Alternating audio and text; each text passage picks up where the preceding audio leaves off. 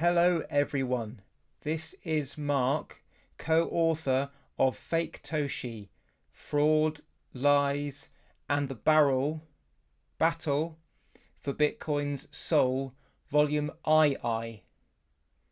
2. Show book.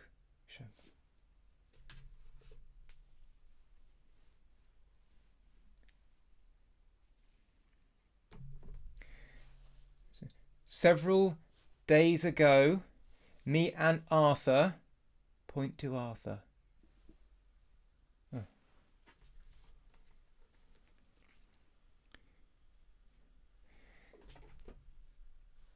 Were on a podcast called Once Bitten, where we talked about the book and what happens in it. This is the podcast. It's good. If you want buy the book, you can get it from lots of online bookshops using Netscape Navigator. You can buy with Bitcoins from our own store, located at www.com.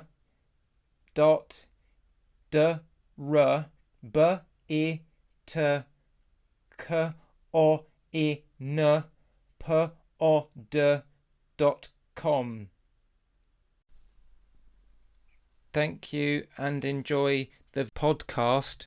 Bye.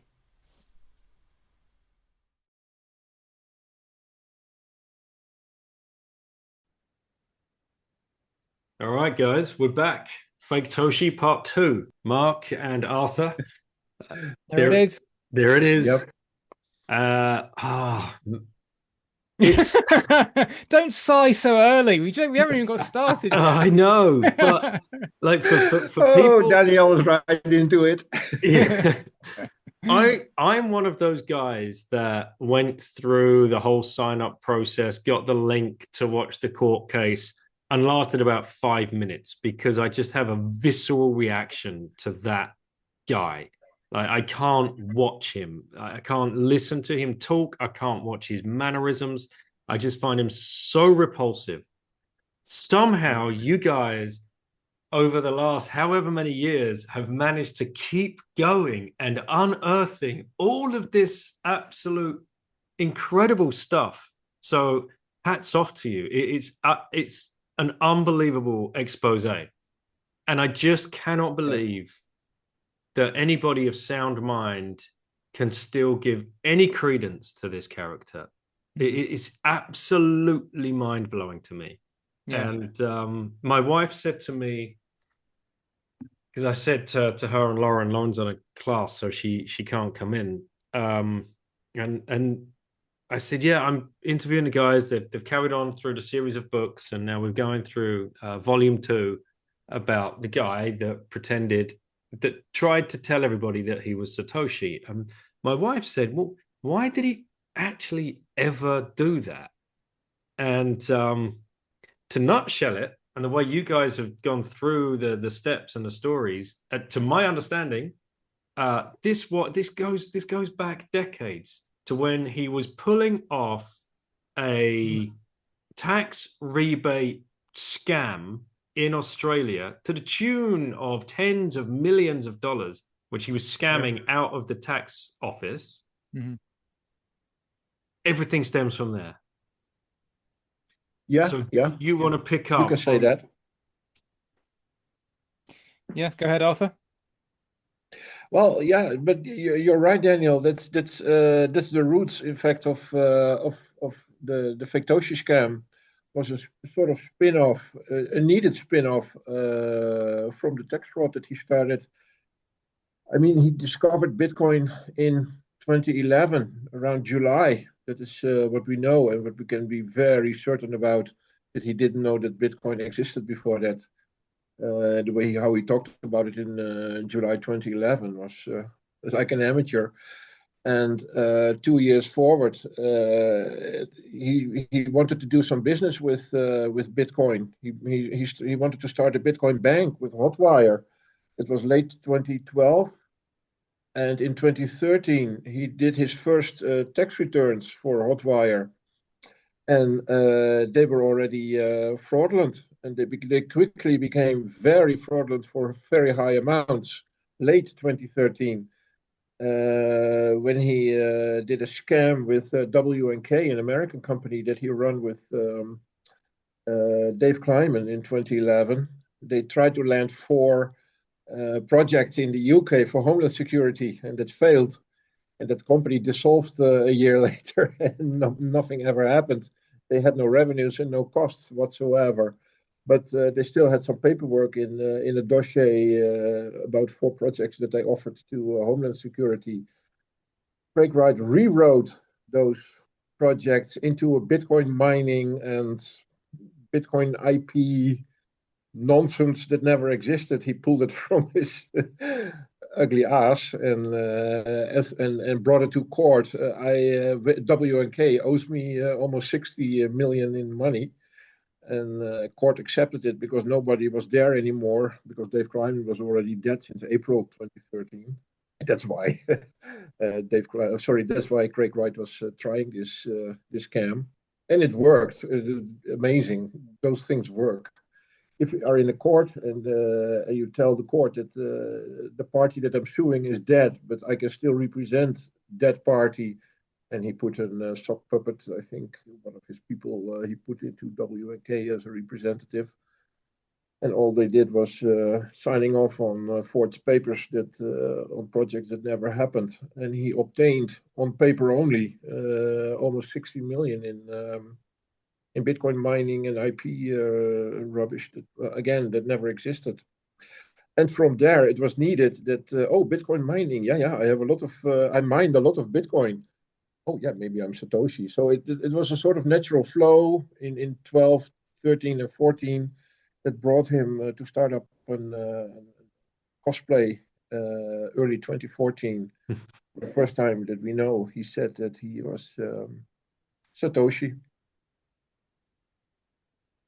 So, Mark, if we go back to what he was up to in Australia, what was the original scam that he was pulling with the tax rebate kind of project?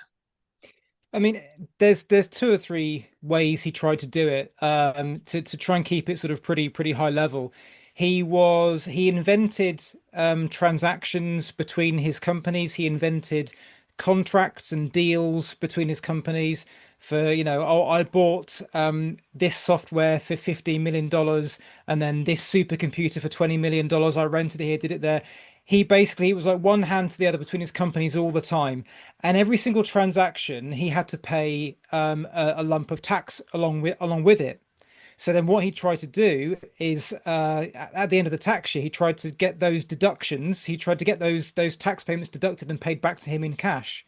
So if you put in a fraudulent transaction, and you say you're paying fraudulent tax, but you get the real tax paid back to you, he kept trying it, and it worked. Like Arthur said, it worked a couple of times, and he kept going and kept going and kept going.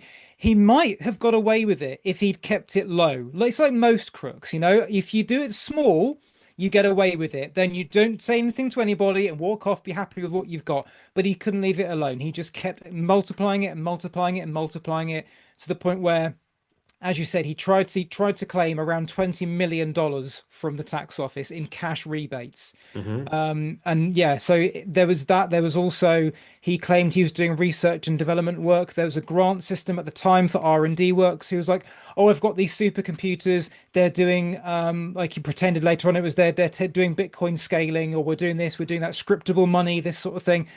Complete rubbish. The ATO, they investigated him for a year and a half, went to see his supercomputers, went to his offices, went to see for themselves what he was doing. I'm like, you're not running a company in the slightest. There's no business going on here at all. So they realized 2 or 3 different ways he was doing it. And then later on, when he turned from that into the more Bitcoin side of things, he turned those deals, those contracts into, oh, I paid with Bitcoin. I had access to all these Bitcoins, and I paid X amount to this company, X amount to that company, and again attracted tax, and he tried to get those tax payments back. And all he was doing was taking addresses from the Bitcoin rich list, looking at those transactions on the blockchain, going, oh yeah, that was me paying 30,000 bitcoins to this company, and this, he tried to match up real life transactions with what he was doing, but it just really quickly unraveled because he couldn't prove, like, you can't prove a random Bitcoin address is yours, and he tried to do that, probably thinking he was smarter than the tax office. Yeah. But it didn't take them long. You don't have to know about Bitcoin to know how the fraud was going to work, because once you know, like, that address isn't associated with him, you can then link all these other addresses that aren't associated with him. I mean, he tried to claim that there was one address that he tried to claim was his. At the very moment, I think it's something even like the week or the month he was claiming to the ATO that this is my address, Mark Karpeles, the former Mt. Gox CEO, was on Reddit with that address, sending 424,000 bitcoins from one of his addresses to another to prove Mt. Gox was solvent. At the very same time, Craig was trying to prove it was his address. So he was just picking these addresses because they had loads of coins in them. And when the tax office figured this out, they just extrapolated what they found across everything and realized not one transaction, aside from the little bit of dabbling he did on Mt. Gox, was legitimate. It was all fake and all for tax rebates. So just to get people like really picturing what he was doing, shell companies were being set up. He may have had 3, 4, or 5 on the go, and this was pre-Bitcoin. And the idea being he made these transactions between each of these companies and applied for grants from the Australian government. They were all fraudulent. These transactions, no money was ever sent to either of these companies, but he would make up the paperwork, send that in to the Australian tax office, the ATO, as you were saying, and demand, apply. I suppose we should use the term, apply for the rebate in the GST, I guess. Yep. Yeah. The goods and services tax. R&D and stuff, R&D and income and tax. grant. Yeah, those 3 angles. It's unbelievable. So this is what he was doing to, prior to even finding Bitcoin. And this is kind of where he started digging the hole.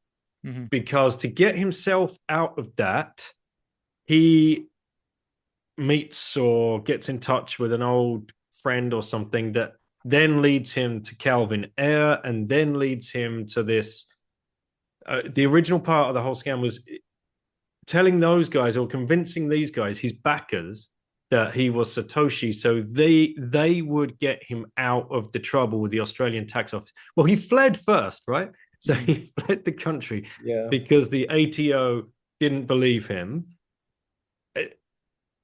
The tangled web of all of this crap is just unbelievable. It's true. It truly takes, reading the book, I kept having to try and unravel everything. I'm like, the level of lies and deceit and fraud, and I know I run out of adjectives, to be honest. So let's get us to that point. The ATO. So no, this is all bullshit. We're coming down on you because you now have tried to defraud us of X amount, and you are on the hook for, what was the sum? Do you remember? I don't know.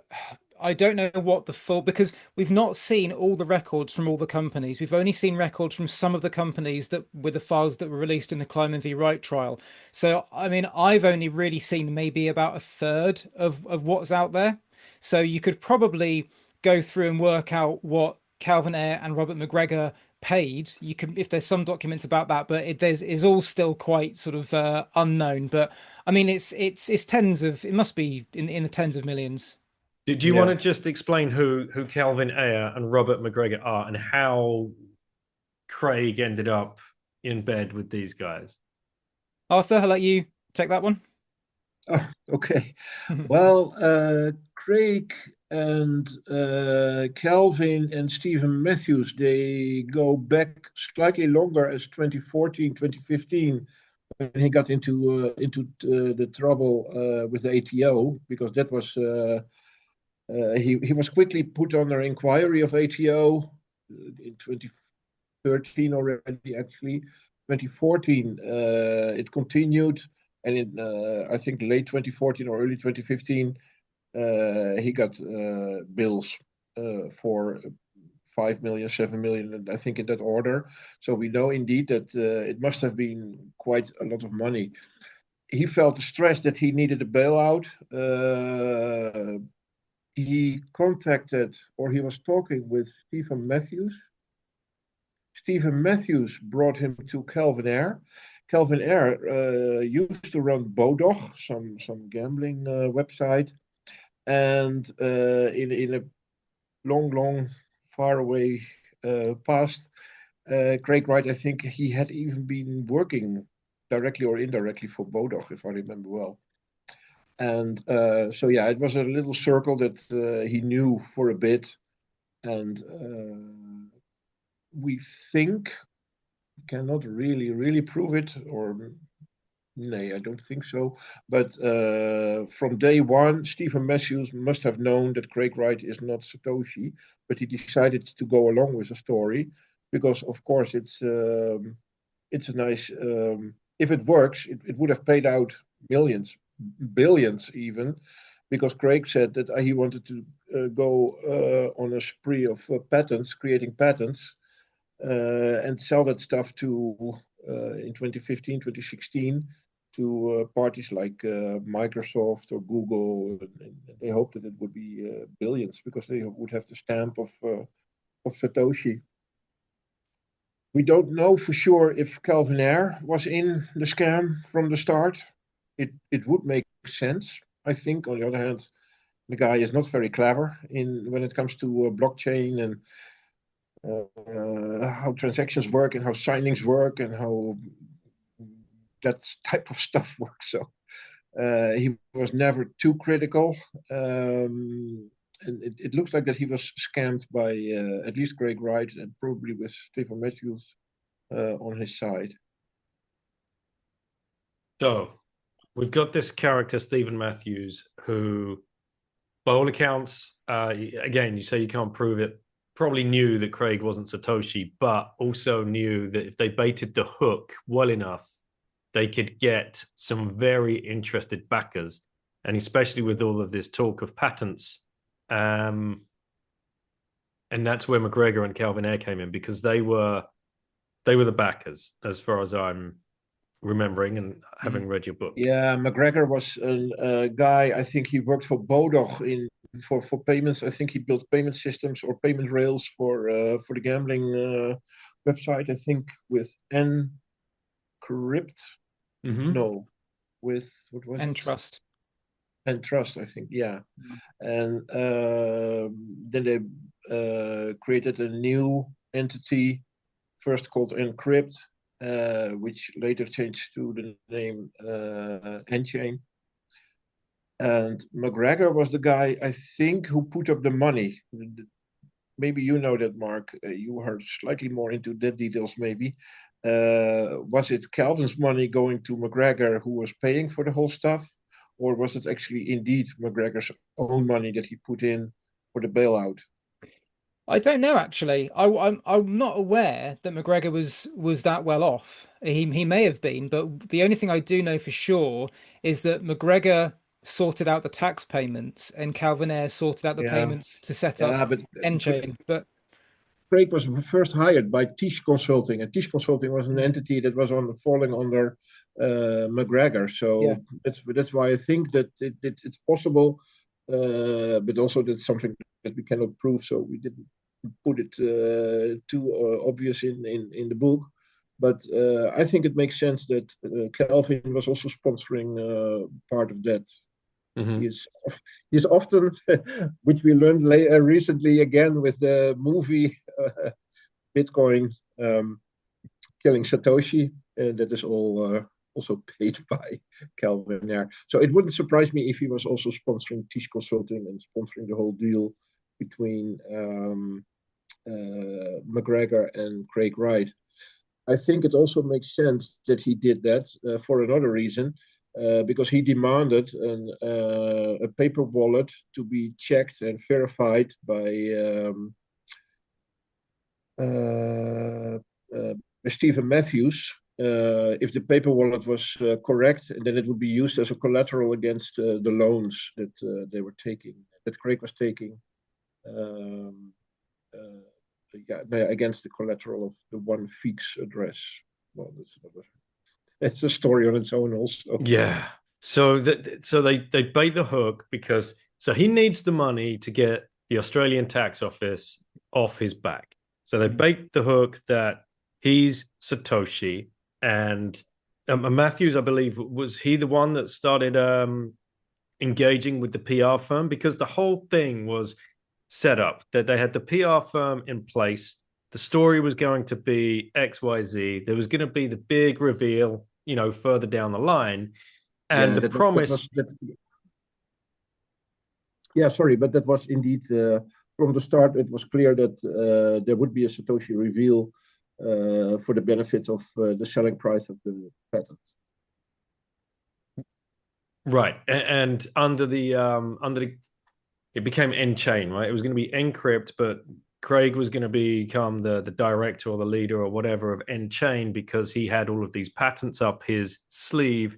And the idea being that they then announce he's Satoshi, and this company just absolutely blows up and it's going to be worth billions.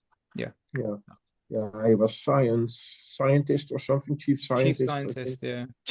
That's right. I imagine he was allowed to pick his job title.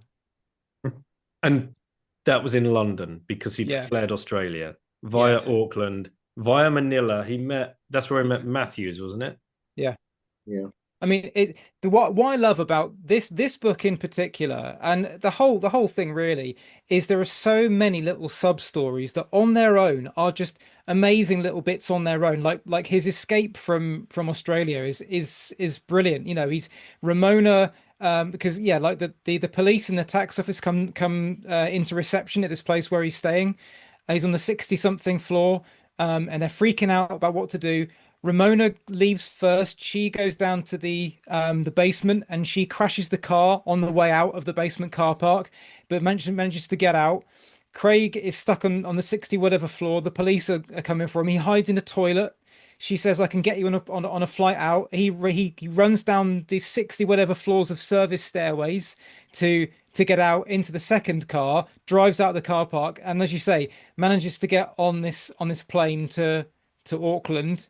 Then he erases part of his history, meets Stephen Matthews, and then they go to London and he meets Ramona there. Like on its own, that is incredible how it all happens. And yet that's the very start of this period. We've got so much more to come.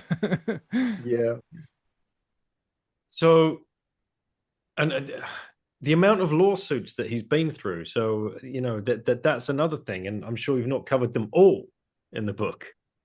We only cover one because this book primarily covers 2015 until 2021, which is the only court case really of any significance is the Kleiman v. Wright case, which is where this book ends when that one ends. So book 3 picks up. He started the libel cases in 2019, but because we didn't want that crossover, so book 3 focuses on those libel cases, the copyright cases, and ends in the COPA case. So it's like that's how we've divided it up. So we don't really touch on anything but the Kleiman v. Wright case in this book. Do you want to talk about that in case people aren't aware? Because I wasn't. So, this started in, the case was filed in 2018, but it really goes back to 2014 when Craig was looking to enlist the help of Dave Kleiman's family to help with the ATO thing, because he thought again we infer that his thinking was, if I can get the Kleimans on side with my claims that I didn't, that the information in W&K Arthur was talking about earlier, if I can get the Kleimans on my side and they agree with me that I didn't steal the stuff, I legitimately brought it into the country, that will help me with the ATO and I can get my tax rebates. And David Kleiman was one of his business associates. Pretty much, yeah. He claims he was his best friend. They'd known each other for years and years. They formed W&K together, as Arthur said, in Florida, purely to try and get these 4 Department of Homeland Security contracts. Never happened. Fell apart. They still talked, but they were living in different countries. Dave was very ill, so they fell out of touch pretty much. But Craig, as he's wont to do, thinks, "Oh, someone's died. I can use them." So he contacted the family and tried to get them on side for his tax fraud. Ira Kleiman, Dave's half brother, took control of things and Craig was trying to spin in the lie, saying, me and Dave started this company. The idea was to bring all this IP over to this company. We're going to work on it together. You can have shares, you can have this, you can have that. And Ira Kleiman he believed Craig initially, but then, as we all do, became skeptical and was like, well, that doesn't make sense. That doesn't make sense. This is a bit weird. And then, long story short, the ATO, when they were investigating Craig Wright, contacted Ira Kleiman and said, do you know that Craig Wright do you know he took all this IP from your brother's company over to Australia? Do you know that, first of all? And can you answer these questions? And he's like, no, boss, what are you talking about? So then he contacts Craig, and Craig tries to bluff him and this sort of thing. And Ira Kleiman, basically, over time, he realizes, or from what Craig has told him, Craig Wright and Dave Kleiman mined over 1 million Bitcoins together as Satoshi. And therefore, Ira Kleiman says, well, if you mined 1 million Bitcoins, you've still got them. And Dave was half of the company. I'm owed half those coins. I'm also owned half of the IP in the company that you said started this whole Bitcoin thing, this W&K. So in February 2018, Ira Kleiman sues Craig Wright, demanding what was then something like $5 billion worth of Bitcoin and an untold amount of dollars in restitution for stealing the IP. And so that plays out between 2018 and 2021. And as we say in the book, it didn't really, the Satoshi idea never came into it, because Craig Wright's fans are like, oh, but Dave Kleiman, Ira Kleiman's law firm, he says he's Satoshi. He's Satoshi. It's like, no, but he had to say he was. It was convenient for both of them, because for Ira Kleiman, Craig and Dave had to have created Bitcoin, but for Craig, he had to have created it on his own. They both agreed very early on, for their own convenience, that Craig was involved in Bitcoin. So it's irrelevant that, and after those initial exchanges, there was no mention of Bitcoin, of Satoshi required, because it wasn't about that. It was about a contract. And so that's how it all sort of played out. And the brilliant thing about that isn't really what happened. I mean, Craig lost and owed over $100 million. But the brilliant thing with that is what that allowed us to do is the wealth of documents that were put on in the American court system, which is public, so anyone can go and see them. We learned so much. That was when we first really learned about. We got like the ATO reports, where they break down the investigations, like we detail in the book. They break down how they investigated him, the lies he told, how his story changed. We learned about the Professor Reese thing, the MJF mining. A lot of the stuff we said in volume 1 came out because of evidence from the Kleiman v. Wright trial. And a lot of the stories that he maintained through to the Copa defeat have their basis in that, like this idea that he was hacked in 2015, 2016, and that's why his servers got redone. And that's why these documents are coming up as dated for 2016, 2017 or whatever, because that's when the servers were rebuilt. A lot of it stems from that. So that's what's the most interesting thing about that court case, is the wealth of evidence that came out. I did not know that court case was going on, like 3 years. Obviously, I think what you've already kind of hinted as to what the volume 3 is going to be about, but that was the same time that we had Hodlonaut and Peter McCormack sued by him for libel because of some of the things they'd said on Twitter. And also at that time, he was threatening Bitcoin developers individually, if I'm not mistaken. Mm-hmm. And also during that period, wasn't that around the time as well where he demanded that any website that was hosting the Bitcoin white paper was in direct breach of copyright?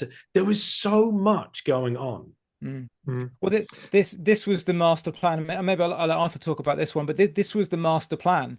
So I'm not sure when they started this, but in 2019 is when he filed for the copyright and he filed the libel suits. This was all part of the master plan that was supposed to play out over the next few years. I'll let Arthur expand on that one a bit if he wants to. Yeah, this is now because the cutoff in book 2 is indeed with the Kleiman case. It was that concluded in 2022, if I remember well. 21. With a win for Kleiman, actually for WNK, but Ira Kleiman sort of manages that company. So I see Ira Kleiman as the winner. They won in total. I rounded to $150 million, no less. But of course, Craig does not have that. So and he's paid not one penny, as I'm. No, so far not one penny has ever been paid, and I'm afraid that Ira Kleiman has a sort of what is it called? A Pyrrhus victory. But no, the in book 3 you will see the other cases. Like Mark already said, the libel cases started in 2019. The other cases started in 20 or 21, I think. 21 was the Copa case starting.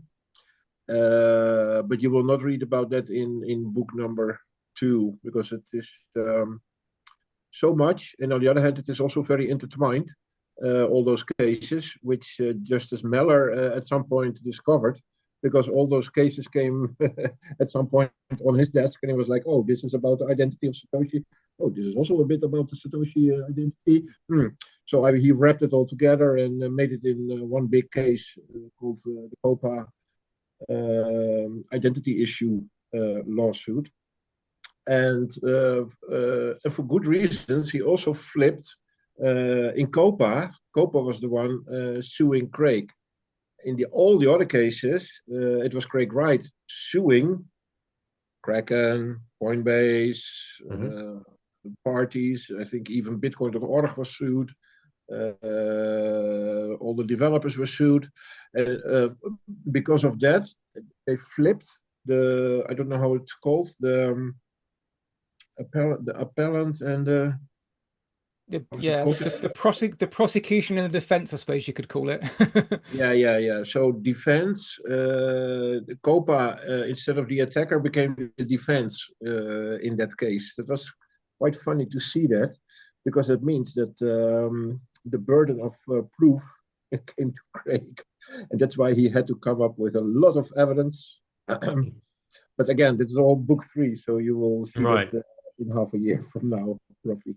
So right, it's so hard to try and pick a path to talk about this. Let's talk about it. Let's talk about the signing. Yeah, because they had the PR guys. I can't remember the names of the PR guys off the top of my head. The companies was Milk Publicity and the outside organization. That's right. And there was another character, O'Hagan, but he was an author journalist, wasn't he? He was hired as a ghostwriter. So this is another little interesting bit, is that this was part of the package, was that Craig was supposed to Andrew O'Hagan was supposed to be his ghostwriter, was supposed to write a book talking about Craig's life inventing Bitcoin. So the idea was you were supposed to have this book coming out by a very well-respected author, as well as all the PR stuff and the signings. It was all supposed to be like this great big bomb dropping of here it all is. And he refused to sign an NDA. And so eventually they gave up, but it meant that he could write and did write whatever he saw. So Craig's argument, because I'll explain why I think this happened in a minute, but Craig's argument, Craig says that he was never brought on board to talk about Satoshi. He was only brought on board to document the life of N-Chain. He said Andrew Hagan was supposed to follow the company around for 10 years documenting N-Chain's progress. Like, are you telling me that this really well-respected author who's written, like, he ghosted Julian Assange's biography, you telling me you've brought him on board to stay with to work with a company for 10 years to talk about the company instead of a year with Satoshi Nakamoto, the creator of Bitcoin? Do me a favor. So that was obviously nonsense. And so when everything all fell apart, the book fell apart, and what we got was the Satoshi affair, this quite long form essay exposing, going behind the scenes of what happened in that whole late 2015 start right through to the collapse of the signing sessions in May 2016. So the PR firm obviously had concocted this whole idea that what we're going to do, we're going to get the signings going, and I get the feeling that they still believed he was Satoshi. And when you well, it depends. I mean, different people have different points of view. It seems that Andrew Hagen believed right to the end he was Satoshi, despite what he saw. He still believed it. In terms of what the publicity guys thought, we don't. They're mystical figures in the background. We never really know about them, and we never hear much about them. What they thought about it, I don't really know, to be honest. I mean, they were hired to do a job, right? Yeah, And yeah. that was They didn't basically really get care.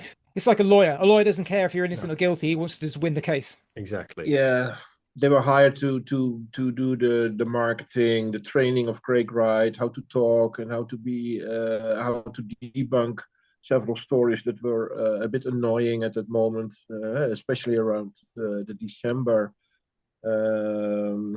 the self-docs of Craig to Wired and Gizmodo. There were forgeries found. So yeah, there was stuff being said and being told So that needed to be that's an put important point. straight. And That's an important sorry, point, yeah, Arthur. Right there, because they had all their ducks in a row, the PR guys, and they were ready to yeah. go. But bam, out of nowhere comes a Wired article and a Gizmodo article. How did that come to be? How did they get the jump on announcing what obviously Team Craig Wright wanted to announce? Yeah, nee, that's also a good story that is also in book two. One of those lines, and the whole web of Craig Wright is being unraveled, including this one. Well, we make the case in our book, and I think it's for now 99.99% sure that Craig Wright set it all up himself, either in the background with a straw man or a sock puppet doing it for him, or he did it straight away himself. Because he is the person who has access to his own administration in the first place, and the things that went out were supposed to make him. Well, first, let's say we are talking about a point in time which was October 2015. At that moment, it was already starting to become a bit of a stress point for Craig Wright that he saw the signing sessions coming up. Andrew O'Hagan was, I think, also hired in October or November. So the first wheelings and dealings about the signings came up in that period. So he felt the stress. I cannot sign. I have to, if I have a way of telling the world and making the world accept that I'm Satoshi, it would make a big deal. That would make the signing sessions probably go away. So I don't have to do something in a technical sense that I cannot even do. So what happened in October? October and November, several media outlets, reporters, journalists received what I call a self-docs package. He wrapped some ATO minutes, some contracts, and some emails and stuff. He wrapped it together in a zip. I think it was a zip file, and he sent that first to. I think the first one was the writer of Digital Gold. What's his name? Nathaniel Popper. Nathaniel Popper. Mm-hmm. That's him. Thank you, Mark. And he happened to be a guy that he had his book Digital Gold on Amazon. Craig Wright, in I think it was September, wrote a review of that book. Why are they always thinking that Satoshi is from America or something? Yeah. Why do they always think that it's an American guy? So he was a bit grumpy about that. A few weeks later, you see the self-docs package go to the writer of that book, who didn't pay much attention to it, and maybe also replied, I'm not interested in this stuff. And then it went to other media people, and it ended up in November at Wired and Gizmodo, and somehow they got into a race. We're going to publish something about this because this is an interesting story. But before them, almost a handful of other reporters said, nah, this is rubbish. This is not looking good. But Wired and Gizmodo, and how it happened, you never know how these things happen. Indeed, the criminal inquiry of ATO started, and they raided Craig Wright on the same day. or a day later. And that when the Wired and Gizmodo articles came out, it's amazing how these things happen.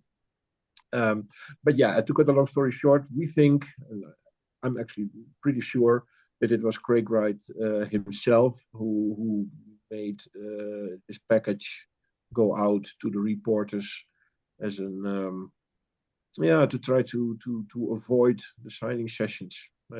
Yeah, to scupper the plans which he knew was coming down the pipe from the PR firms that had been hired, most likely by McGregor and Calvin.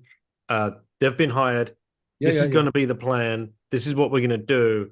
Craig knows he can't prove technically in a signing session that he is Satoshi. So he sends out the information to try and push these things back and muddy the waters and get all of this out in different channels to then create havoc in his own home team. And the premeditated kind of thought here is just is so incredible. Like, you know, I just keep coming back to that thought. So then the signing sessions, what's supposed to happen, Mark? What's the idea here that, you know, this is going to be an ironclad? And this is where I still do. Calvin and McGregor still believe 100% at this point that he's Satoshi? Because I think he'd signed something for them to show them, or there'd been some trickery done at that point.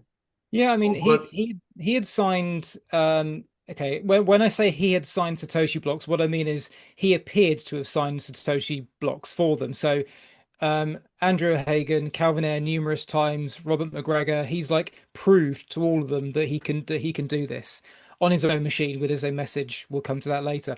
But so they had no reason to doubt him. You know, going into the sessions, they had no reason to doubt him. And you know, you get to the Gavin Andresen session, and this is an interesting one because this is the only signing session where we're like in the room for it, because we, thanks to Andrew Hagen and the Satoshi affair, we get a really you know involved blow by blow account. What's interesting is that he wasn't actually there. He was in Paris at the time, and I only found this out afterwards. But he was in Paris, and everything we hear in the Satoshi affair about the O'Hagan signing, about the Andresen signing, comes from Gavin Andresen, because Andrew Hagen wasn't there. So he said to Gavin, "Can you tell me what happened?" Gavin over email explained it, and then Andrew Hagen wrote it all up. But it still reads like fantastically well. So yeah, but Gavin Andresen also talked with, for example, Dan Kaminsky. Yeah, I mean, even before all that. So the idea that we have in that one is that Craig signs this as he has done for John Matonis, he has done for Andrew Hagen, Calvin Ayre, the rest of it. He signs in the same way, and then Gavin pulls a USB stick out and says, "Right, can we do it on my laptop, please?" And apparently Craig is like really shocked by this and is like, "Oh no, I can't do this."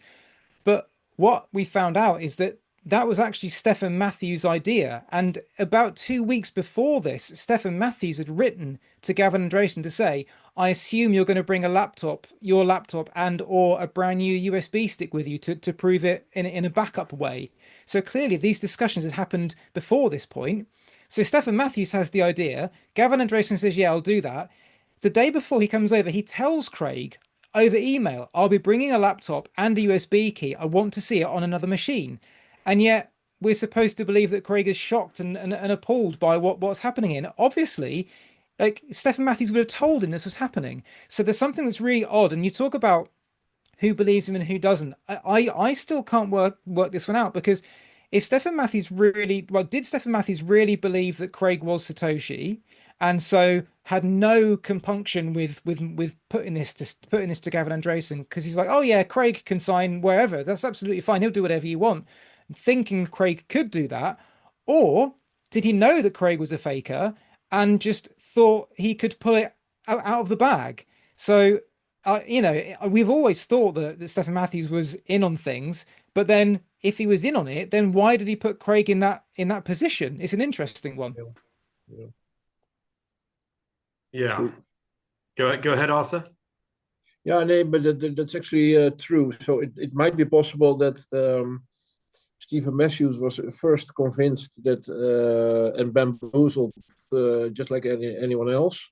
But and then maybe only a bit later when he was starting to tell lies in public, because there was at some point, which will come back in book 3, I don't know, also I think around 2020 probably, when he started to make public appearances, started to have interviews with CoinGeek and others, and started to come up with anecdotes that totally made no sense. Yeah, to support a fake Satoshi story, it made sense that Craig came to him to sell him, what was it, several hundreds of or thousands of Bitcoin for a few $100 back in the days.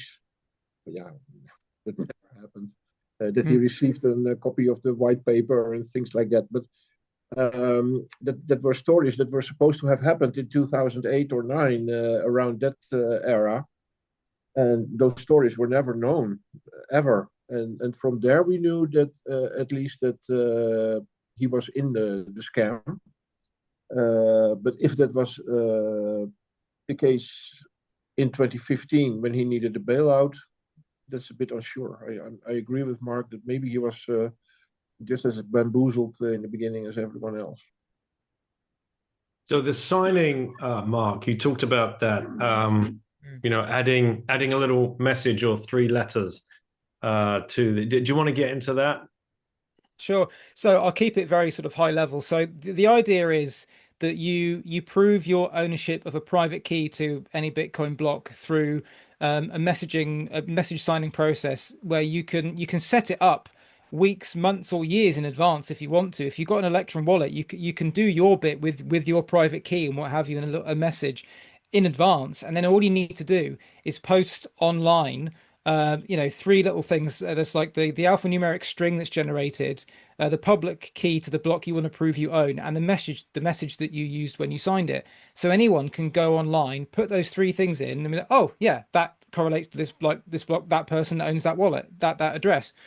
So that was the whole purpose. Now, you don't need to do it in person, but you can't fake it remotely. It's either legitimate or it's not. It will work or it will fail.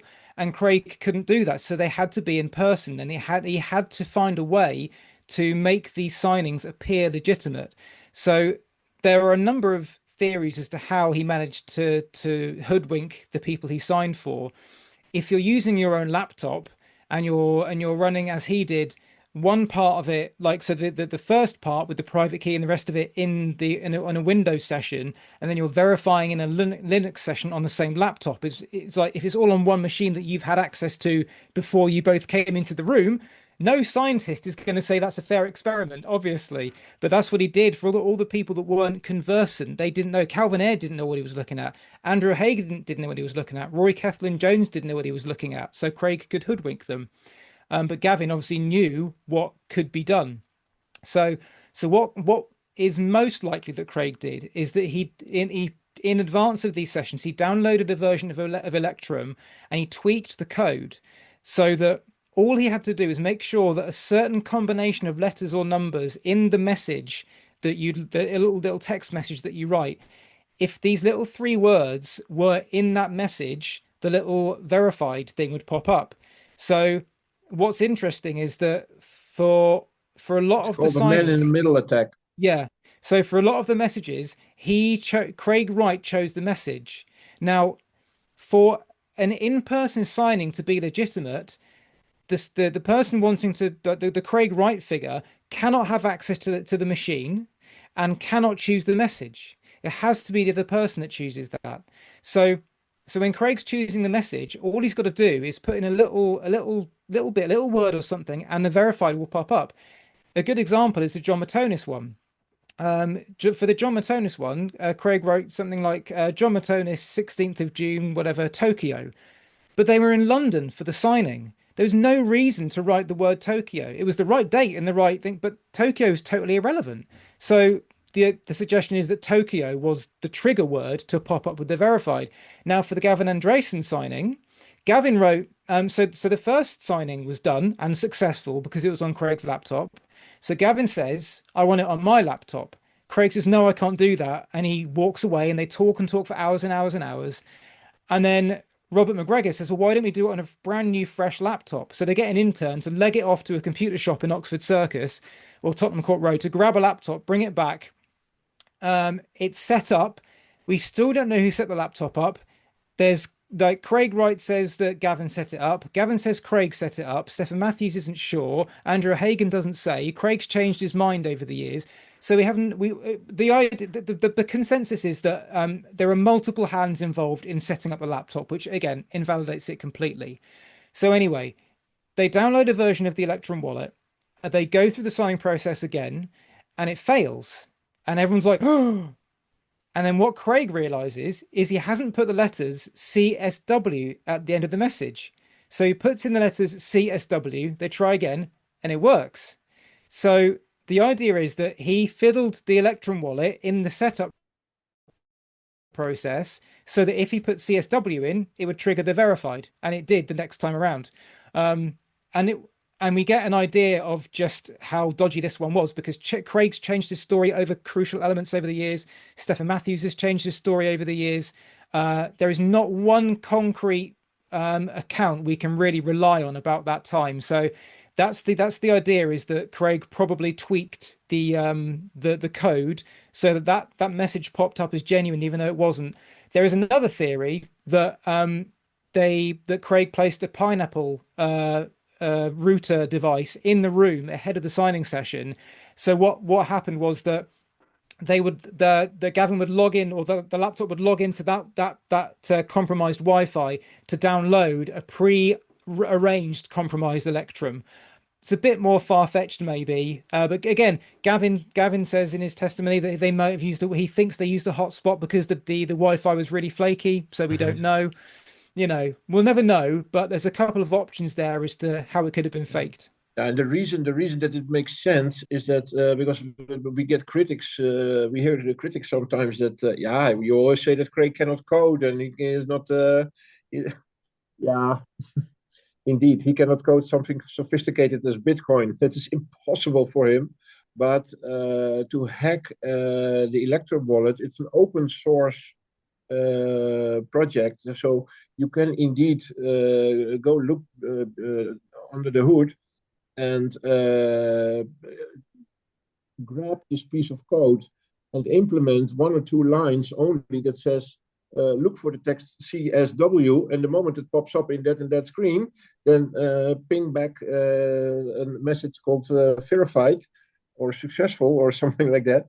And that's how you can hack it. It's only a few lines of code, and we can see that Craig Wright, I mean, he's not, he never did much with C++, but he had studied a bit of coding. He did some coding here and there, also in previous years. So he knows a little bit about coding.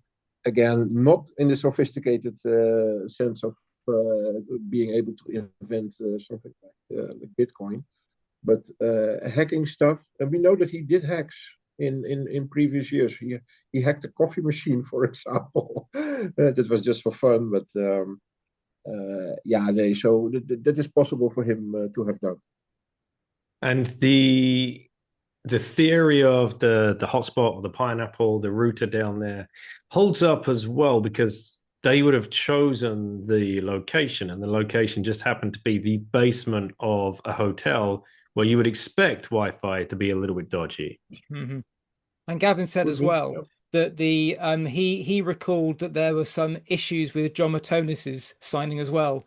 So now Matonis is there's an extra incentive there. I think I picked up in the book. Was he not working for nChain as well? Yeah, he was like a recruiter / onboarder for nChain. He was sort of clearing people who were going to come and work at nChain.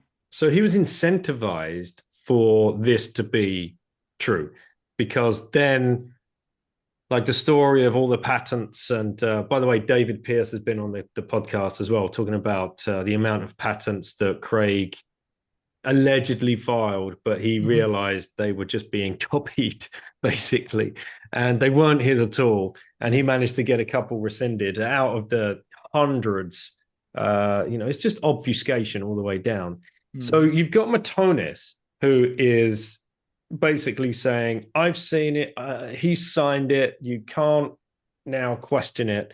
Then you've got Andresen, who was, straight off a flight, heavily jet lagged, in the basement of a hotel, flaky Wi-Fi. Then he refused to do it on Gavin's laptop. A new laptop was fetched. It's sketchy as to who set that up. Then there could be the dodgy Wi-Fi. Then when the signing happened, it didn't verify. And then Craig said, okay, yeah, no, I've put it in incorrectly. Then he adds CSW and bam, it's good to go. And Gavin comes away. What percentage convinced do you think in your estimation? I actually think he probably was, because of what, I don't know why I think that, but I mean, I don't, there's nothing that I've read since then that makes me think that he wasn't, because he knew his reputation was on the line. He would have known his reputation was on the line. So if he'd have been at all concerned, I think he would have backed out, because he wasn't sort of contractually obliged to do it. Yes, he signed an NDA, but the NDA was not to reveal anything. So they were worried he would go away with a head full of doubts. So it was feasible he could have done that. But it seems that what the conversations that he had maybe convinced him, because we know Craig is a very convincing talker. This has been a pattern throughout, is that people generally only fall for his shtick when they've met him face to face, and he talks and talks and talks. He's like a politician. You believe what he says if you're not predisposed to know, or to argue against what he's saying. He sounds convincing. So he obviously said enough to convince Andresen and stuff. So even though Gavin took a checklist of 4 points and only 1.5 he got, I think he came away convinced. I do, because otherwise there was no need for him to write. I don't think he would have felt any pressure to write what he did for the reveal.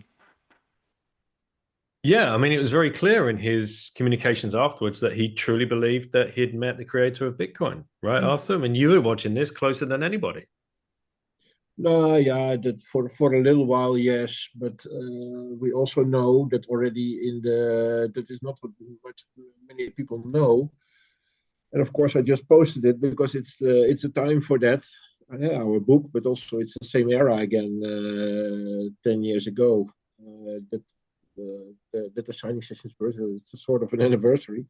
But in front of the BBC, which was after.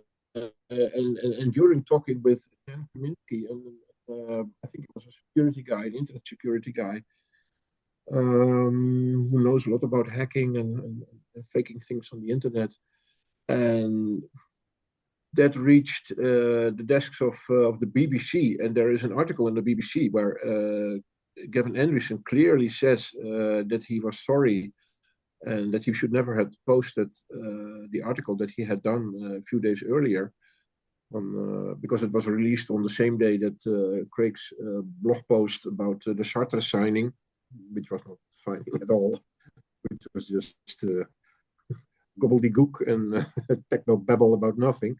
But yeah, Gavin Andresen endorsed on his own Ninja blog. Gavin Andresen endorsed Craig as being Satoshi, but a few days later he retracted it already fully with the BBC. But not so many people are aware of that, I'm afraid. And this is where things start heating up a little bit from memory, reading the book, whereby the pressure is really now on, because they've had these private signing sessions, and there was going to be a much bigger public one again, which the PR guys were pushing, right? This is all part of the plan, the premeditated plan. And he obviously starts feeling the heat. I can't remember who visited the home. Mark, do you remember the suicide attempt, which I had no idea had even taken place? I only learned about this by reading your book. Great story. And well, I love the fact that you, like the way you set it up is like, he took a 12-inch blade SAS knife, which of course he would just have, around his house. Yeah, it's interesting because this only really came out with Gavin Andresen's testimony for the Kleiman v. Wright case in 2020, I think it was, because Andrew Hagen didn't report on it. Allegedly he wanted to, but the family said no. He didn't report on it. Obviously, the Rory Kethlen Jones and the other journalists, they were told what had happened, but they didn't report on it. So no one really knew about it until it came out, until Gavin Andresen said what had happened. But yeah, so it's essentially that they when this whole thing. So when Craig's, well, I'll tell you what. Let's do the coin move bit if you want first of Yeah, all, and go on then we then. can talk about.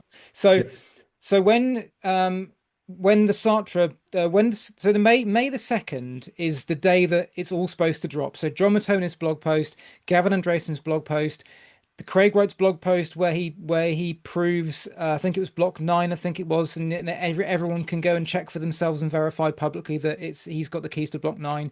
That was all supposed to drop on the 2nd of May.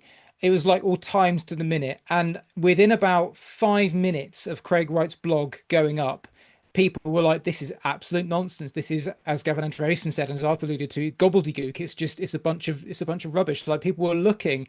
It should have been 3 lines to say, "Go and verify this for yourself. Go and do it." But it was 4 pages of like how to set up a verification tool, and it was just. I mean, I wasn't there for this part, but looking back, it's clearly just bunk. It's clearly obfuscation, like you said. So, I mean, Arthur can talk in a bit more detail on the whys and wherefores of this, but it essentially that was pulled apart. So it's quite funny because you see these emails bouncing back and forth between the media teams and Calvin Ayre and Robert McGregor between the launch time, 8 o'clock in the morning, and midday. They were like, "Oh, it's going really well," and Calvin's like, "Oh yeah, we have to mop up, do a little mop up exercise, and this will put the nails in the haters' coffins and stuff." And then by midday, it's all like, what has happened? And then it all just falls apart. And then they are just like, they're just rats running around a maze. Like, what do we do? What do we do? How do we rescue this? Craig's in Paris. Craig took off to Paris either the day before, or he spent the weekend in Paris, because this was Monday, May the 2nd, right? So him and Ramona went to Paris for the weekend. He wasn't due back in till the afternoon of the Monday afternoon. I'm like, who allowed him to do that? Who allowed him to go on holiday to come back on the afternoon of this most important day of his life? Who decided that was okay? So anyway, so they're desperately trying to get hold of him. So he's coming back on the Eurostar. He comes back into London, and they're like on him, like, right, you've messed this up. Well, how are you going to fix it? And long story short, it's loads of back and forth. John Matonis is angry. Gavin Andresen's angry. Gavin Andresen's in consensus in New York getting pelters from the audience, from people that bump into him, like, what have you agreed to? What have you signed off on here? And so Robert McGregor is like, right, we've got to go nuclear. He says, you've got to do a new blog post with a new signing. And Craig's like, yeah, okay, I'll do a new signing. And then Robert McGregor emails back and goes, right, I've decided you're going to sign blocks 1, 2, 3, 4, 5, 6, 7, and 9. And we're going to put it all out there. We're going to bombard them with proof. And you're going to do it all now. And Craig just like didn't agree to that, never agreed to that. And then after they decided, well, actually, apparently it was Rory Kethlen Jones that said to them, well, if this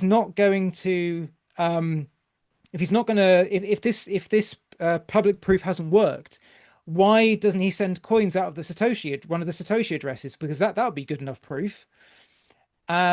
And this is when we hear about the trustee, and apparently the Tulip Trust trustee said, "No, you're not moving any coins." It's another story. And so Robert McGregor says, "Well, okay, if you're not allowed to move coins out, how about people send coins in and you can send them back?" And Craig's got no answer, no argument to that. What argument is it? It's a perfect way around it.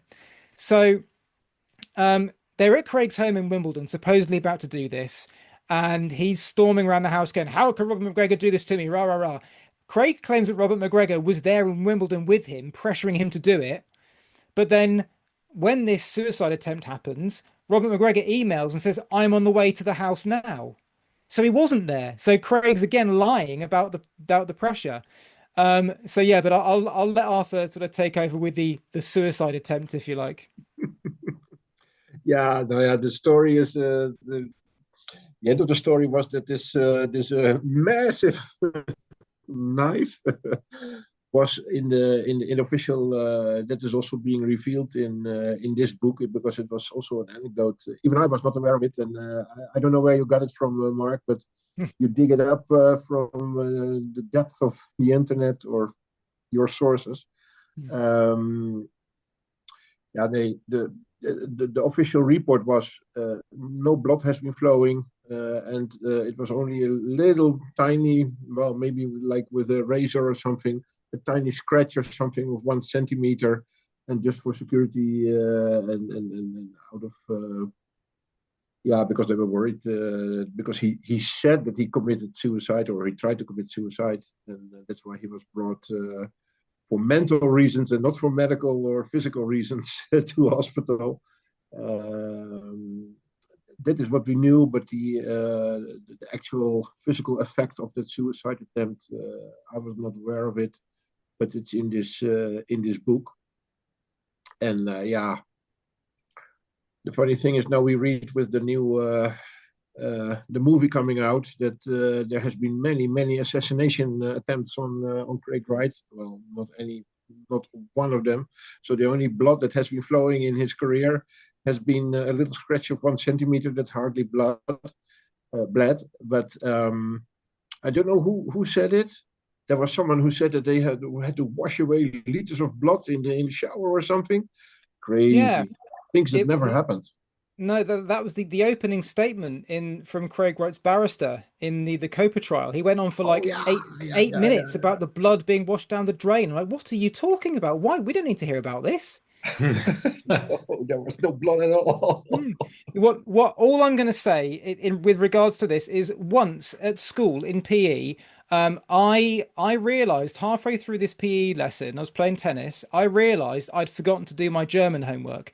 And I'd been threatened that basically, like, I hadn't done it so many times, I was going to be like massively in detention. Like my parents would have actually killed me. And I had German like after that class. And so I got a tennis racket and I whacked I went around the back of the building. I whacked the bone on my forearm repeatedly. So it swelled up, went red and went blue and swelled up. I went to reception, said I'd had an accident in PE. My mum came to get me and I went to A&E for an x-ray. So I got out of my German homework. That's all I'm going to say about this situation. Yeah. There. What an anecdote. SAS knife. That I love that because I just think of the ridiculous clip of him with like the Japanese sword, you know, like the classic internet meme. Yeah. Yeah. So we've now got. So this is obviously again misdirection because he knows he cannot sign blocks 1 through 9, 10, or 11, whatever it is that McGregor said. So McGregor must at this point still think, look, just like, well, I've had enough of this, just do it. Let's get this thing moving. Yeah. He must have realized it was, he was defrauded. I think at that point, once that didn't happen, I mean, there's a few emails that go back and forth that we feature in the book between Gavin Andresen and Robert McGregor, and that's when you start to get the doubts from both of them. Gavin actually says to Robert McGregor, you know, something like, could it be that Craig has been lying all these years? This tulip trust doesn't exist. You're like, you've hit the nail on the head very early on there, my friend. But yeah, so at this point, both of them have doubts, but Robert McGregor, he must have realized by this point, but whether he thought that for whatever reason he thought Craig had defaulted was the phrase that they used. He was out. He was done. He wanted to close down the entire project, not just the reveal. He wanted to close down the company. He drew up letters to fire Craig Wright from Encrypt. He wrote up letters to dissolve everything, but Stephen Matthews apparently refused to sign them. And so Robert McGregor basically had his name like stripped off everything and just washed his hands of the entire thing. Yeah, he sold his shares to Calvin Ayre. So just from that moment on, for the last we've heard of him, last anyone has heard of him is in the Satoshi affair, like late, you know, as far as that timeline goes, mid 2016 after the coin send, when he basically absolves himself of everything, and he's never been heard of since. I mean, he says in the thing, he says that his reputation was shredded after that. So he's probably, you know, years spent licking his wounds and wondering how the hell he got involved in that mess. And the guys sending in like the small amounts of Bitcoin that Craig was supposed to send back. One of them was the reporter from the BBC. Yep. The other was Gavin, was it? Or Yeah, Gavin and John Matonis. right. Yeah. Still waiting for it. Still waiting. Yeah. Still waiting. I interviewed Rory in 2022, and he said to me, he said, every time I think of this Craig Wright saga, and every time I think, do I believe Craig or not, I just think, Craig, just send me the Bitcoin back. Yeah. And the BBC gave up reporting after that, right? I think they had an in-house meeting and they just like, this is just nonsense. Like it was partly that, but it's partly as well that once it got to the suicide attempt, which is how it was pitched to Rory, they were like, no, we can't touch this anymore. So Rory did one more piece saying, like, summarizing, then they left it alone for safeguarding reasons as well. madness. And then we get what's the next stage of this saga? Well, then we move swiftly into it all dies down a little bit, and then we move swiftly into Bitcoin Cash, the fork wars, and then the fork wars within the fork wars where him and Roger fall out, and then they fork off again. Just insanity. 2018, yeah. I mean, what Arthur can talk maybe more on the technical stuff, but from that point in time, you really get a sense of what Craig Wright is like as a person, because you saw him in that amazing GQ interview that's on YouTube, when he's just swearing and swearing at Dr. Courtois, who says he's hacked like Bitcoin private keys and stuff. What's really interesting actually is, anyone, if you haven't seen that GQ interview, go into YouTube and type Craig Wright GQ and listen to all 8 minutes. It is staggering. Craig Wright, just the language he uses against this guy is incredible. But Craig was so upset because Dr. Courtois had said that him and his team had managed to hack into Bitcoin addresses from transactions. So he said, we've found transactions on the blockchain, and we've managed to extract hundreds of private keys from the data from those transactions. And Craig was arguing against this, saying, no, that's impossible. You can't do that. Give me one example where you've done that, la, la, la. When it came to the coin send, one of the reasons Craig said he couldn't send the coins was because the trustees were worried that the public information from the transactions could lead to the private keys being compromised. It's just outstanding. But again, it's one of those things where he's such a short-term thinker, and this is evident through this entire thing. He does something in the moment to get him out of a situation, giving no thought to what the repercussions might be. There is no thought past what gets me out of this hole. There's no thought of the trench that could be on the other side. And so he's continually bouncing from hole to trench to trench to trench, because he doesn't think more than the current step, which is why he gets himself into these ridiculous situations, and why he has to change his story so often, why he has to backpedal and claim he never said these things, because he said it at the time, because he had to say it, and then he's got to make up a reason why he said it years later. And the reason they come up with, and this was the lawyers that were representing him, they put him through a clinical trial, didn't they, to get him diagnosed with whatever they could get diagnosed, basically. And it was autism in the end, wasn't it? Asperger's. Asperger's, is that right? Yeah. Yeah. On the spectrum. Yeah. So hide behind a mental illness that explains sudden outbursts, sudden losses of memory, getting confused in complex situations, and what did they say? Like, the reason he can, suddenly burst into expletives is because it's not because he's angry at the person. He's because he's angry at the situation whereby that person can't understand the complexity of what he's trying to tell them, because he's such a genius. That's exactly what they said. Yeah. Yeah. He's so clever, you can't understand him.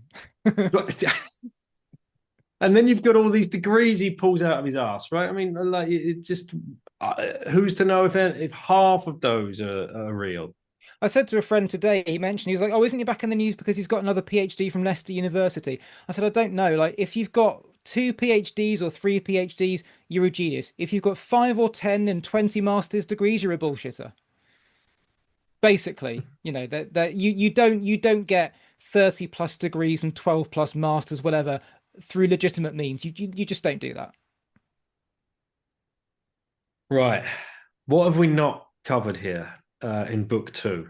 I mean, well, that's what I was going to say actually, just quickly, is we learn a lot about Craig through the Bitcoin Cash war, because yes, that's what I was going to say. So in the signing sessions and stuff, he has these outbursts, especially to the GQ people, but generally he's quite sort of low key pissed off. You know, in the BBC interview, he's low key annoyed and he's grumbling and grouchy and stuff, but he's not that bad. But you get to the Bitcoin Cash wars, and he is off the charts. Like, you see these interviews that he did. I mean, I sat through for research. I watched all the interviews as much as I could from that late 2018 period where it was really ramping up. I mean, he wants to physically hurt the other side. Like, he is, the zeal in his eyes when he talks about physically hurting Jihan Wu is actually quite worrying. And unless you hear it and see it, it doesn't really impact, you know. And then you see how he treated and things he said about the Bitcoin developers years later. I think in that period, something happened in that period that really took him along a notch on the mental health ride, if you like. There was no one looking out for him, I don't think, at that point. People were just letting him do what he wanted. Calvin Ayres throwing money at him, saying, yeah, you're doing the right thing. No one is stopping him. He's just crashing these live streams, pissed out of his mind, saying he's going to like string Jihan Wu up and bleed him dry. It's like, it's horrible. It's really horrible. And so we learned a lot about him as a person in that period, because he was like untethered, basically. Yeah. Crazy. Mm. All right. That's pretty much it. So we have the fork wars, we have the fork, and then it's pretty much all hands to the Kleiman versus Wright pump, really, and the things that came from that, and the stories that span out from that. That was it. I wanted to touch on during that case, as it was that dragged on, because it seems to me like the MO is just to keep these things dragging on and dragging on and dragging on, and just hope the other side runs out of patience or money or both. And you've gone through a couple of different judges. Then you had the jury come on board, and they couldn't make a decision for love nor money because their heads were probably just completely turned upside down. And the idea that was floated to his fan club that they are saving the best evidence for the London trial, which was coming up, right? Because they were just about to overlap. The Copa, excuse me, Copa versus Wright. They were gathering evidence for that. So the idea that his legal team would hold back irrefutable evidence just for another case is, well, complete and utter nonsense. And not even the principle. This case, when it started, Kleiman's team were asking for like Bitcoin and IP or whatever to the value of $600 billion. So if you know that your client, and they come to that figure because he'd been boasting about, like, on one hand he was saying, I own nothing, I don't have anything, I'm not in charge of anything, can't get access to anything. Then he's saying, I have access to X amount of billions of dollars, and I'm going to make I'm going to start with the 1 billion poorest people, and I'm going to elevate them. Yeah. Everyone will get a mobile phone. yeah, exactly. And then the claim came out, like some fanciful figure of $200 billion, including all the IP and all of that. And then, so the opposing legal side was so sure they were going to win the case. I think even Wright's team thought the other side were going to win the case. But there's a rule I think you put in the book. Yes, you definitely did, because that's how I know about it, that you can claim up to 3 times the amount of the stated holdings. And that's where the $600 billion lawsuit came from, which eclipsed what was the record before that? It was I like can't remember. It's single digit billions. yeah, basically, yeah, it is. It's because they were factoring in what Craig said it was all the IP was worth now. They were factoring in the value of the Bitcoin, and then timesing whatever part of that by 3, as you say. So yeah, that's how they we'll round it up. 600 billion is a nice round figure. So if you're a law firm and your client could be on the hook for a extremely figurative, not literal, $600 billion, you're not going to say, no, let's hold back for a different case in a different country, for a different lawsuit, for a different thing. Utter nonsense. But yeah, It's that's what they believe. it's incredible to me. Like you say, short-term thinking, say whatever you need to say to get out of that situation in that second. And these lies have been compounding and compounding and compounding. But so for the legal system, it's just a joke. Like, that he can just lie in front of all of these different judges and just keep getting away with it.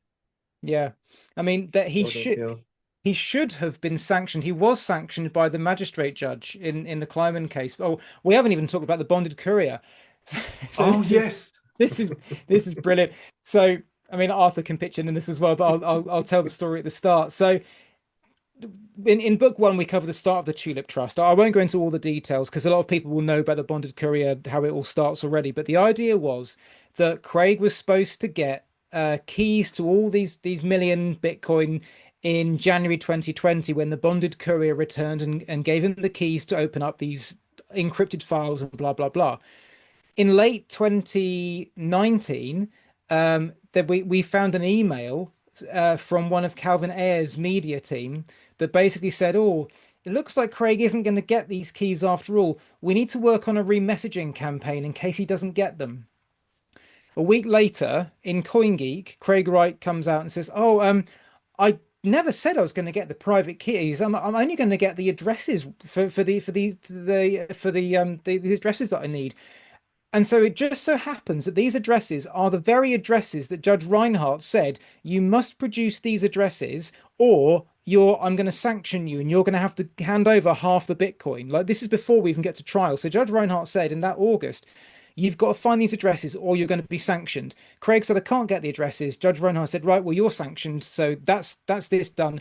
I'm going to give this to Judge Bloom to rule on. But as far as I'm concerned, you've lost, you owe half the Bitcoin, which is like $5 million. So in the meantime, they're thinking, oh my God, how are we going to get out of this? So Judge Bloom's deciding on Judge Reinhardt's sanction recommendation. And so Craig's obviously thinking, well, all I've got to do is produce the addresses and I'm okay. So why don't we say that I can't get the keys, because I can't get the keys, but I get the addresses? So what happens? In January 2020, the bonded courier returns, not with the keys, but with the addresses that he needs. These addresses just happen to be the same list of addresses that have already been put into the case the year before by Steve Shadders. It is just an absolute work of fiction, but they were accepted and Judge Bloom didn't said no, the sanctions don't apply. So for that and other reasons as well, but that's how he gets away with these things. He manages to wriggle off the hook either by last minute like changes, or the judges are lenient with him.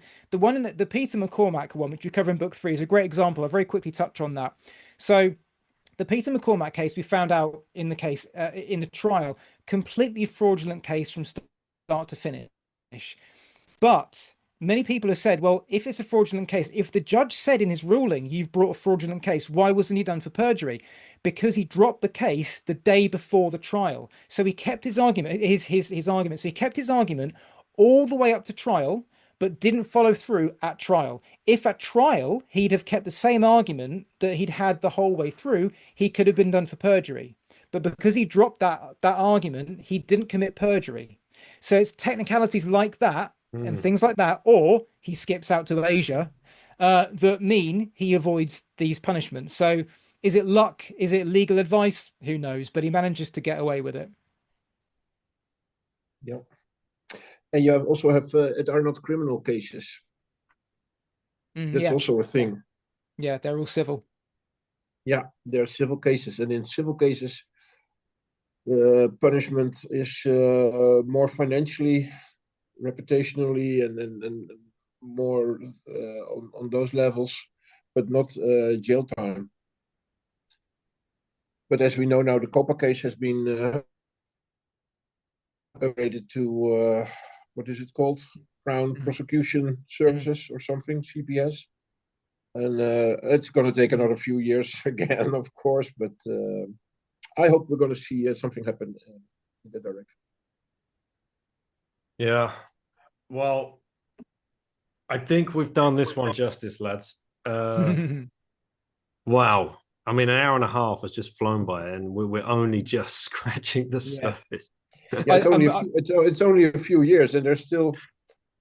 Oh man, I have been rereading the book for this podcast and for a few other reasons. I have been rereading this book again, and even I came again across anecdotes that I was like, oh my god, oh yeah, I forgot about it. That's how it happened, and of course we touched probably 80% now in this podcast, but there's still so much more to learn in the book.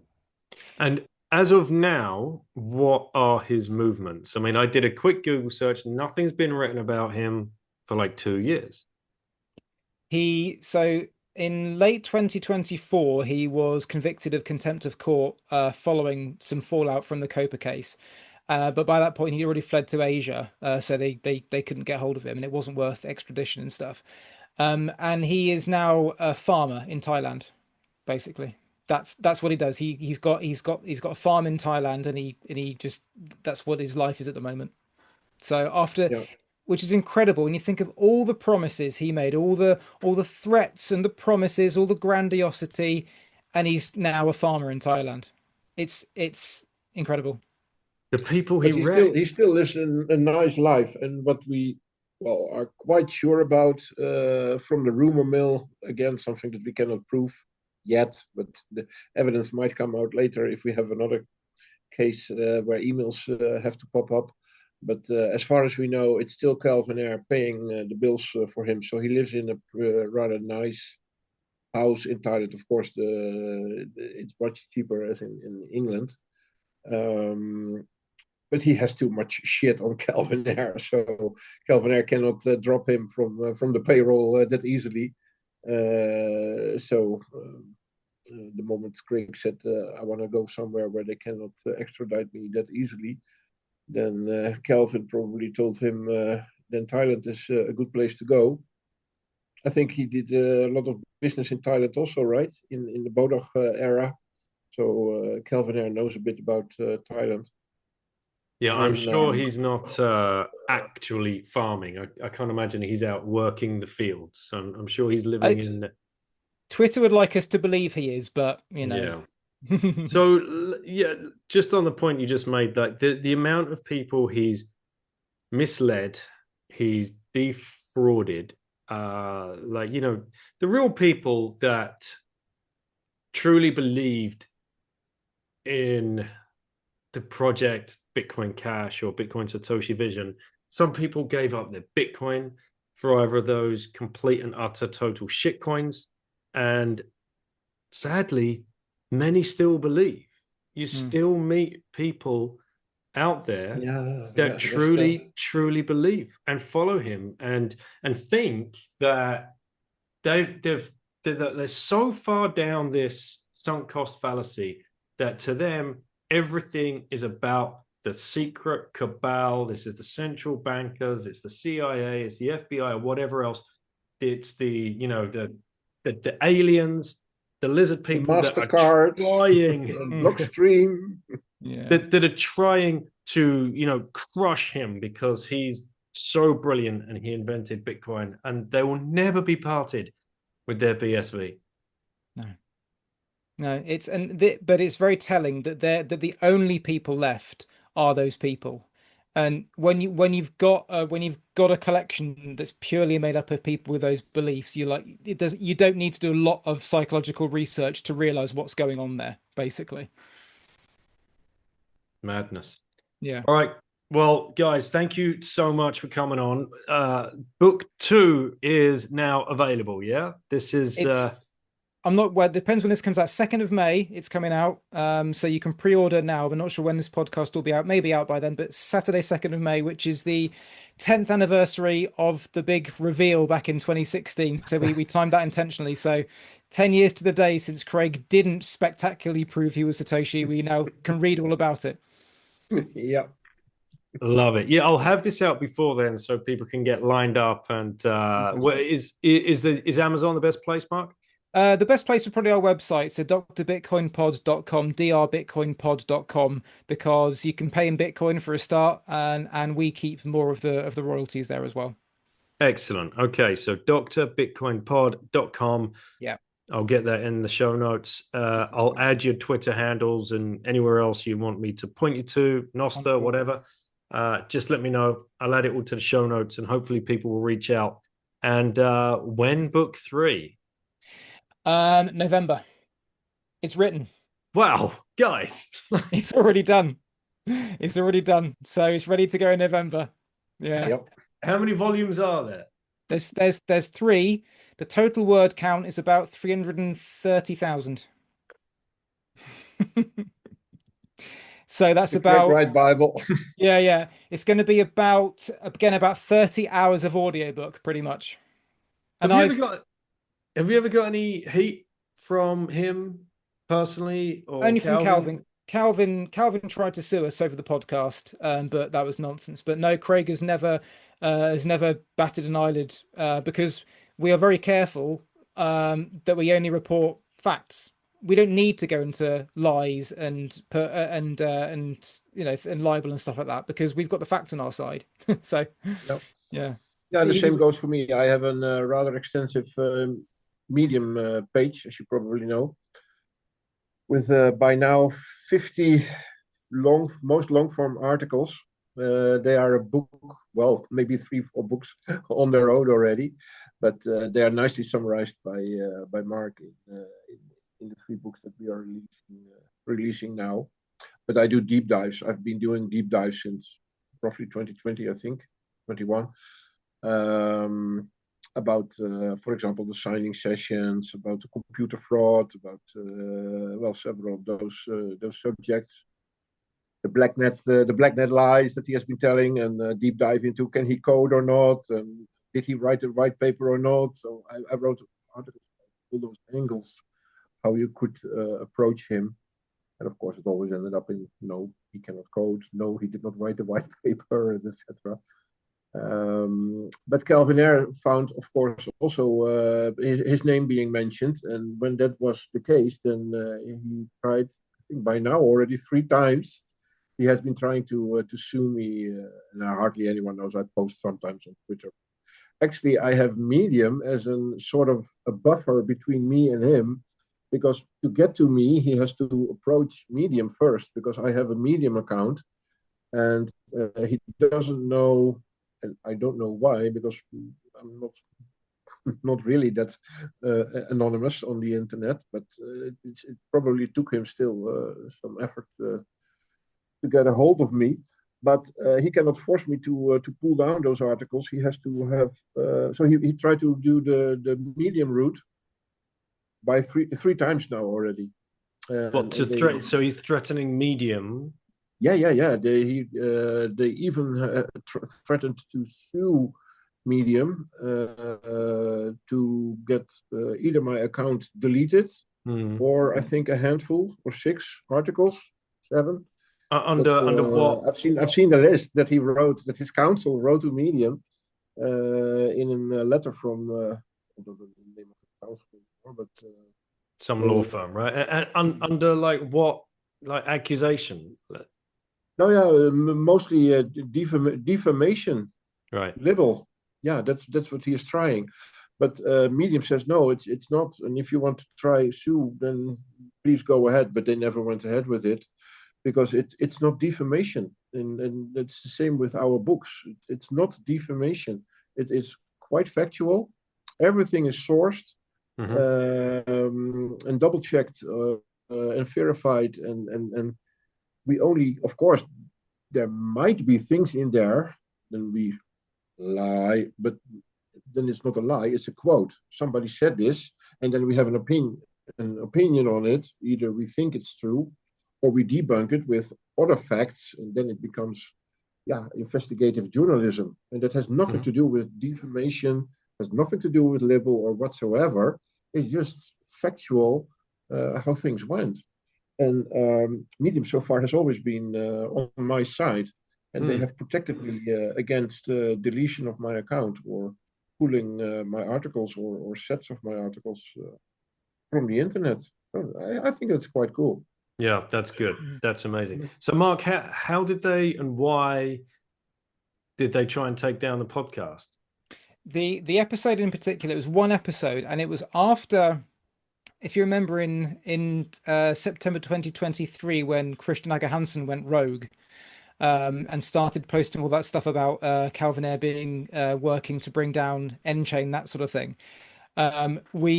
Me and Arthur kind of jumped on a podcast like after all that came out, and we said things like Calvin Ayre's paid for this, or he's involved in this. I forget what it was exactly. And his law firm wrote to us and said, you said 10 things that we think are libelous. And one of them they had just misunderstood and misheard. Like, so I had to write back to them and say, no, I didn't say that. I said this.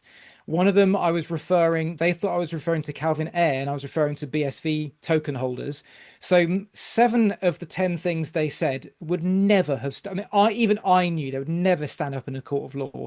The 3 that were potentially contentious, we still, if I had unlimited resources, I would have won, but I was like, I can't afford to fight him. So I said, okay, I will remove these 3 clips from the podcast and republish it. And they agreed to that.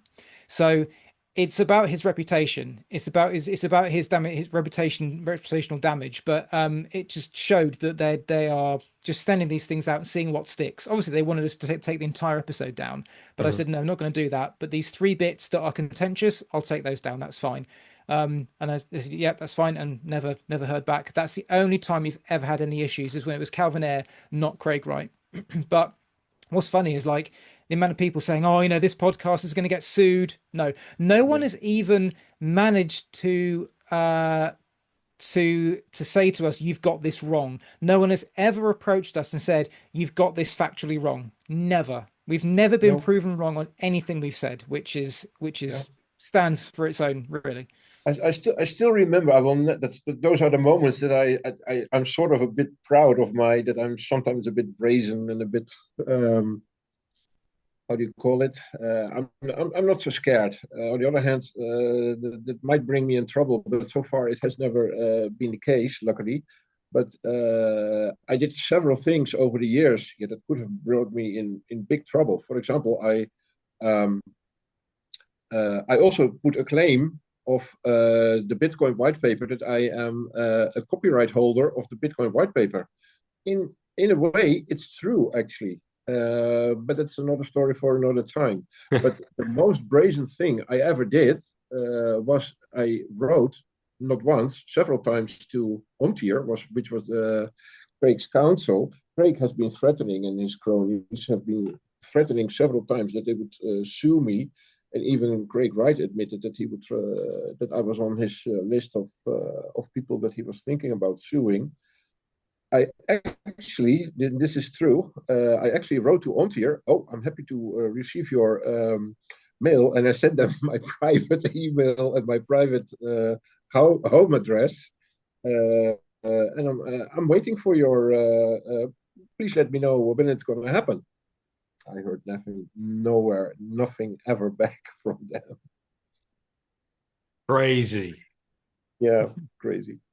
Wow. Yeah, but that's how much I still trust. I mean, maybe that's stupid, but I still trust, at least here in the Netherlands, I trust justice to be done in the right way when it comes to defamation, when it comes to freedom of speech.